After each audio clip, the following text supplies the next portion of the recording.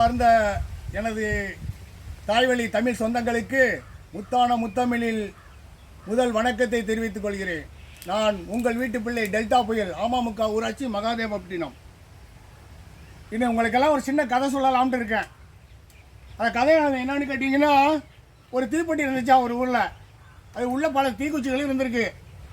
ஒரு தீக்குச்சி சொன்னிச்சான், நான் வெளியில் போகணும்னு கேட்டுச்சான் பொட்டிக்கிட்ட. சரி பரவாயில்ல, நீ வெளியாகும் அப்படின்னு சொன்னிச்சான். உடனே தீக்குச்சியை வெளியில் ஆகி வந்து நான் போகிற போக்கில் என்ன பண்ணிச்சா, வெளியில் விட்டோடனே அகம்பாவன் தலைக்கு ஏறி போச்சு. அதுக்கு பக்கத்தில் இந்த தீப்பெட்டி மேலே ஒரு உரசு இருக்குது. உடனே தீக்குச்சி பற்றி எரிய ஆரம்பிச்சிட்டு, பற்றி எரிய ஆரம்பித்தோடனே பாதி எரிஞ்சிக்கிட்டு இருக்கும்போது தீக்குச்சி கேட்டுச்சான், நான் மட்டும் எரிஞ்சு சாம்பல் ஆகிட்டு இருக்கேன், நீ அப்படியே இருக்கிற தீப்பெட்டியே அப்படின்னு கேட்டுச்சான்.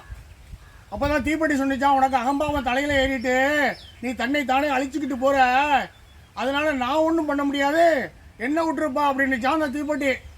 இந்த கதையிலேருந்து நான் என்ன சொல்ல வர்றேன்னா, தீப்பெட்டிங்கிறது என்னுடைய தானை தலைவன் மக்கள் செல்வர்.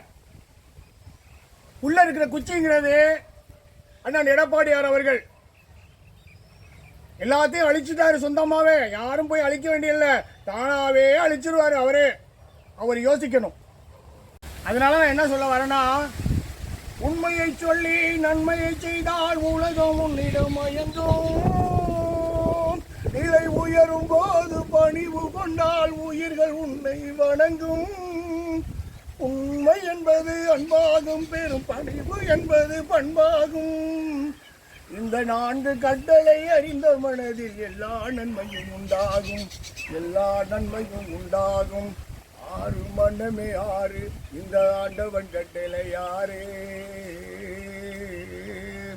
6 மனமே 6 இந்த ஆண்டவன் கட்டளை 6. வாழ்க அமமுக, வாழ்க விவசாயம், வாழ்க தமிழகம். நன்றி, வணக்கம்.